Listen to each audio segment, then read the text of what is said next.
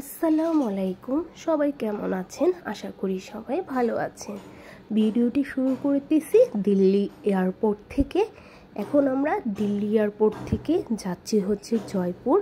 আমরা ভোর রাত 4টা বাজে দিল্লি এয়ারপোর্টে নেমেছি আর এয়ারপোর্ট থেকে এখন জয়পুর উদ্দেশ্যে রওনা দিচ্ছি। যেহেতু ক্ষুধা লেগেছিল, একটু স্যান্ডউইচ কিনে খেয়েছি।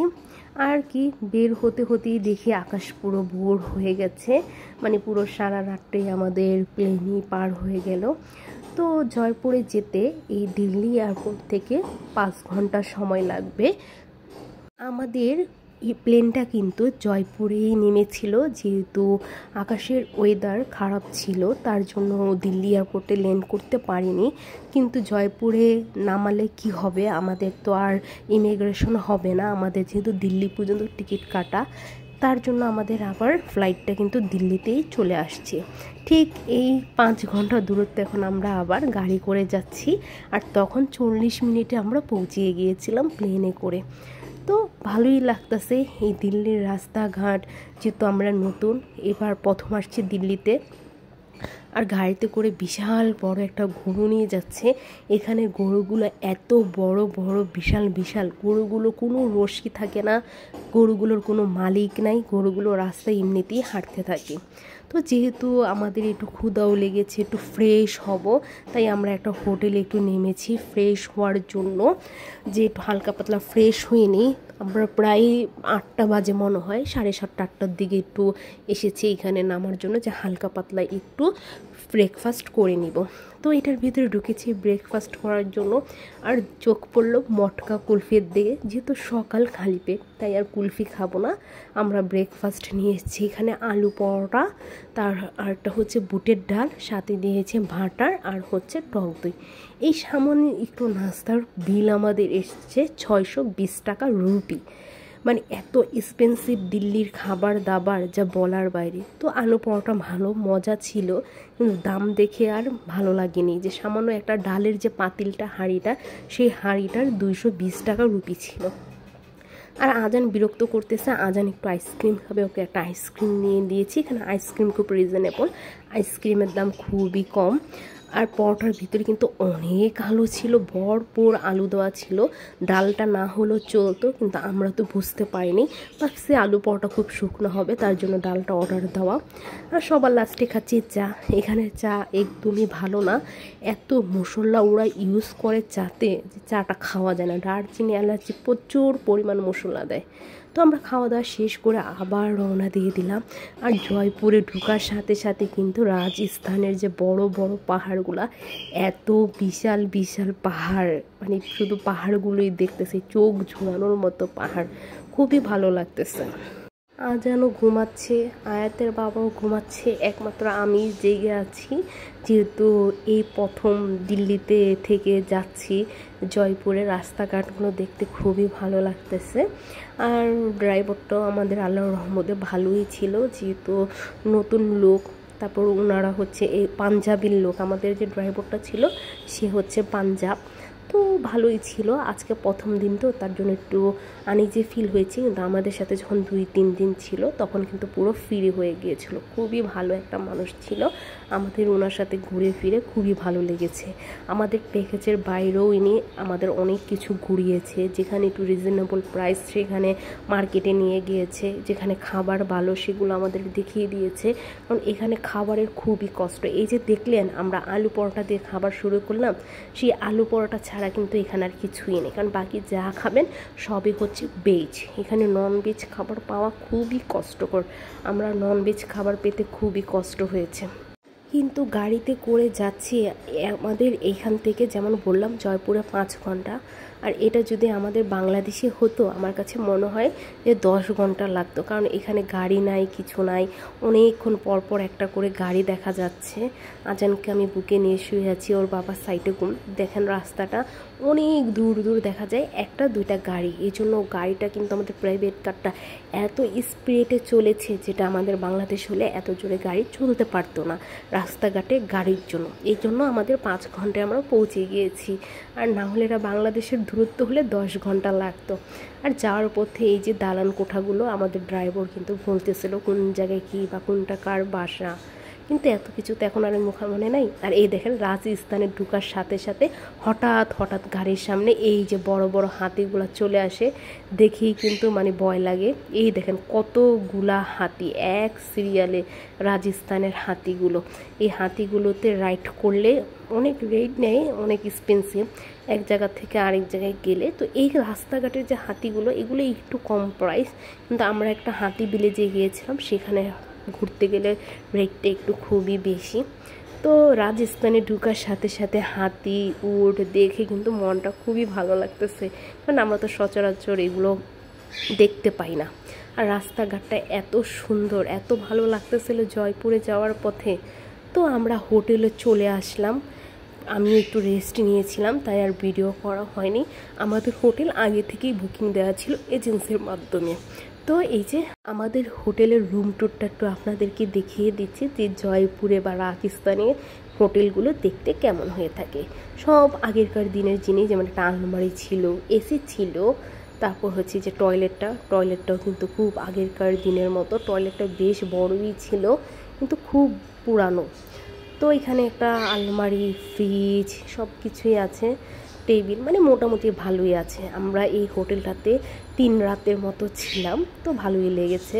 তো এখন আমরা একটু ফ্রেশ হয়ে নিব, যেহেতু 9 ঘন্টা প্লেনে ছিলাম, আবার সেই নামার পর থেকে আবার 5 ঘন্টা প্রাইভেট কারে ছিলাম, তার জন্য একটু রেস্ট নিয়ে এখন আমি রেডি হয়ে গেলাম। আমরা এখন একটু ঘুরতে বের হব। একটু ঘুমিয়ে নিয়েছি, একটু ঘুমটুম দিয়ে ফ্রেশ হয়ে নিয়েছি। আর এই যে হোটেল দিয়ে নামছি, লিফট আছে, বাট এখন দুপুর টাইম যেহেতু লিফটটা বন্ধ।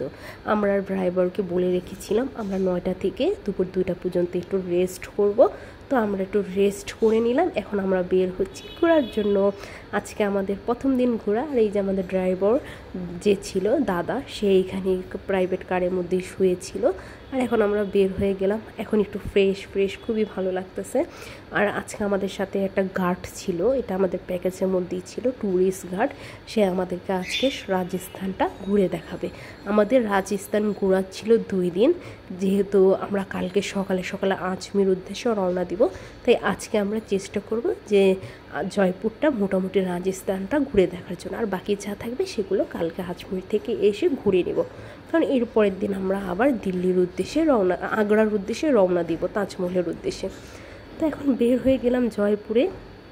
আর কি, রাজস্থানের একটা খুবই ভালো লাগে, রাজস্থানের ছেলে হোক আর মেয়ে হোক, তারা কিন্তু খুব মুখ ঢেকে রাখে। মানে যেগুলো এখানে অরিজিনাল স্থানীয় রাজস্থান, তারা কিন্তু মুখ খুলে না। সব মেয়েরা বড় বড় ঘুমটা দিয়ে রাখে, আর ছেলেগুলো রুমাল দিয়ে মুখ ঢেকে রাখে। এটা নাকি ওদের এখানে নিয়ম, সেই প্রাচীনকাল থেকেই নাকি এটা ওদের মেয়েদের ছেলেদের এটা নিয়ম, মানে জাস্ট শুধু রাজস্থানটাতে। তার এখানে কিন্তু উট আর ঘোড়ার হাতি গাড়িগুলো আমার কাছে মানে ভয় লাগে। এত বড় বড় হাতি, আমাদের গাড়ির মনে হয় 2 ডবল উঁচা, এত বড় হাতি। আর হঠাৎ করে গাড়ির সামনে এসে পড়ে, তখন খুবই ভয় লাগে। এই নাকি শুনটুন দিয়ে বাড়ি দিয়ে বসে। আর দেখেন যাওয়ার সময় যে এই হোটেল বা ইরগুলো কি সুন্দর পড়েছে। আর আমরা যে প্লেসে আছি সেটা ট্যুরিস্ট প্লেসই হোটেল, সে জায়গাটা ভালো, খাওয়া দাওয়া সেখানে হোটেল সবই আছে। মুসলিমে একটা হোটেল আছে খাওয়ার জন্য, এই একটাই মুসলিম হোটেল, MM খান নামে, খাওয়ারও খুবই মজা। আর যাওয়ার সময় যেসব প্লেসগুলো দেখে যাচ্ছি সেই সব প্লেসও কিন্তু আমরা আসবো। আগে আমরা একটু দূরের প্লেসটা ঘুরতে যাচ্ছি, সেটার নাম হচ্ছে এখন আম্বার ফন্ট, সেই জায়গাটার নাম, প্লেসটার নাম আম্বার ফন্ট প্লেস। তো সেটাই দেখতে যাচ্ছি, সেটা খুবই সুন্দর জায়গাটা দেখতে। তো আগে আমরা বলছি যে আগে আমরা ওটাই যাই, ওটা দেখে আসি, আর ওরা আস্তে আস্তে সবগুলো প্লেস ঘুরবো। আর ওই দেখেন দূর থেকে কি দেখা যাচ্ছে, উট দেখা যাচ্ছে, উটের গাড়িগুলো। সেই উটগুলো সবগুলো কিন্তু মানে এখান থেকে অন্য স্থান যাওয়ার জন্য রাইড হিসাবে, যেমন আমরা রিক্সা করে যাই, এই উটগুলো কিন্তু সেই হিসাবে মানুষদেরকে নিয়ে, এখানকার মানুষরা চলাফেরা করে খুব ইজিলি। কিন্তু উটটা তো বেশি উঁচা, আমার কাছে খুবই ভয় লেগেছে। উঠে ওঠার ইচ্ছে ছিল, পরে আর উঠা হয়নি, মানে আমাদের সময় হয়নি। আমরা তো ভালো, আমাদের কাছে গাড়ি ছিল, এই এত দূর প্লেসগুলো আমরা ঘুরেছি, গাড়ি থাকাতে কিন্তু একমাত্র সম্ভব হয়েছে এইগুলা ঘোরার জন্য। আর প্রত্যেকটা রাস্তা কিন্তু পাহাড়ের উপরে, অনেক উঁচা পাহাড়ের উপরে কিন্তু এই গাড়িগুলো ঘুরে। দেখেন সবগুলো পাহাড়, এই পাহাড়গুলো হচ্ছে পাথরের পাহাড়, মানে আমাদের ড্রাইভার দাদা যা বললো। আর রাস্তাটা এত সুন্দর, আমার কাছে ফিল হয়েছে যে সাজেকের মতো। আর আমরা আরেকটা জায়গায় গিয়েছিলাম, ওটা হচ্ছে আম্বার ফ্রন্ট কিলা না জাহাঙ্গীর কিলা, সেটা তো পুরাই হচ্ছে সাজেক, পুরোটাই হচ্ছে সাজেকের মতো। বাট সাজেকের থেকে বহুত উঁচা, 8,000 ফিট উপরে আমরা গাড়িতে ওটার উপরে উঠেছি। ওই যে আম্বার ফোর্ট আমরা চলে এসে পড়েছি। আম্বার ফোর্টে কিন্তু অনেক মুভি হয়, এখানে শাহরুখ খান, তারপর হচ্ছে দীপিকা, মানে অনেক মুভি করেছে। যেটা বললো জুদা আকবরের কিছু সিনও আছে যেটার ভিতরে হয়েছে। তো আমরা চলে এসে পড়েছি, আর আসার সাথে সাথে গুড়ি গুড়ি বৃষ্টি হচ্ছে। আমাদের ভাগ্য ভালো, আমরা যে কয়দিন ছিলাম এত ঠান্ডা ওয়েদার ছিল, গুড়ি গুড়ি বৃষ্টি ছিল, আমাদের ঘুরতে খারাপ লাগেনি। সবাই যখন শুনতেছে যে আমরা দিল্লি যাচ্ছি, সবাই ভয় পাচ্ছে যে এত গরমের ভিতরে দিল্লি ঘুরতে যাচ্ছ।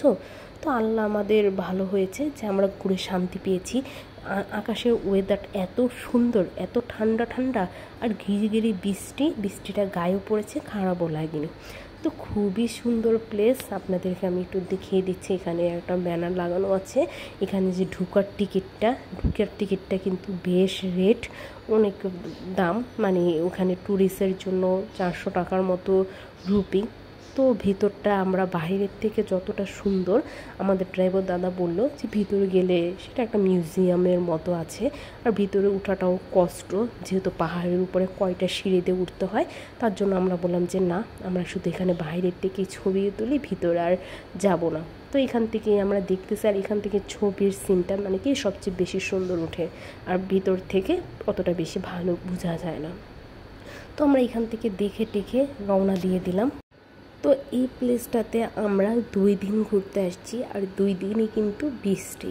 কারণ এর পরের দিন আমার দেবর আর দেবরের বউ আসছিল, ওরাও দিল্লিতে আসছে, তো ওরাও এখানে আসছে ঘোরার জন্য। তো ওদের সাথে আমরা আবার আজমির থেকে এই প্লেসটাতে আবার আসছি ওদেরকে দেখানোর জন্য। তো 2 দিনের একটা জায়গার ভিডিও আমি একসাথে অ্যাড করে দিলাম। তো আজকের ওয়েদারটা কিন্তু আরও বেশি ভালো ছিল, আজকে আরও বেশি বৃষ্টি, মানে কালকে যে বৃষ্টিটা ছিল সেটা গায়ে লাগতেছিল না, কিন্তু আজকের বৃষ্টিটা কিন্তু গায়ে লাগতেছিল। আর আজকের ওয়েদারের ভিডিওটা আরও বেশি সুন্দর আসছে। তো আমি আপনাদের জন্য আজকের ভিডিওটাও একবারই ঢুকিয়ে দিলাম, একসাথে 2 দিনের ভিডিওটা করে নিলাম। দেখেন আজকে বৃষ্টির ভিতরে এই আম্বার ফোনটা এত সুন্দর লাগছে, আর বৃষ্টির ভিতরেই কিন্তু এখানে আরও বেশি ট্যুরিস্ট এখানে আজকে ঘুরতে আসছে, মানে খুবই সুন্দর লাগতেছে। সুবহানাল্লাহ, দেখতে এত ভালো লাগতেছে, খুবই সুন্দর। আমরা আজকে আজমির গিয়েছিলাম, সেই আজমিরে জুম্মার সময়, জোহরের নামাজের সময় আমরা ওইখানে ছিলাম। তো ওইখান থেকে এইখানে আসছি ঘুরতে, তার জন্য আমরা আজকে আর একটু বেশি ফ্রেশ লাগতেছে। কালকে তো আমরা এয়ারপোর্ট থেকে নেমে বেশিক্ষণ রেস্ট করতে পারিনি, সাথে সাথেই বের হয়ে গিয়েছিলাম। তো আজকে খুবই ভালো লাগতেছে, মাজার থেকে এসে তো মন মানসিকতা আরও বেশি ভালো হয়ে গেছে। আর বৃষ্টি পড়তেছে দেখে আরও বেশি ভালো লাগতেছে। এত সুন্দর ওয়েদারের ভিতরে এত সুন্দর একটা জায়গায় আসছি, মানে অসম্ভব ভালো লাগতেছে। তো এখন আমরা, তো এটা হচ্ছে প্রথম দিনের ভিডিওটা, এটা তো দ্বিতীয় দিনের ভিডিওটা আমি অ্যাড করে দিয়েছিলাম। তো এখান থেকে আমরা আরেকটা প্লেস এখন ঘুরতে যাচ্ছি, সেটা হচ্ছে জাহাঙ্গীরনগর কিলা। তো সেই ভিডিওটা আমি নেক্সটে দিয়ে দিব। আল্লাহ হাফিজ।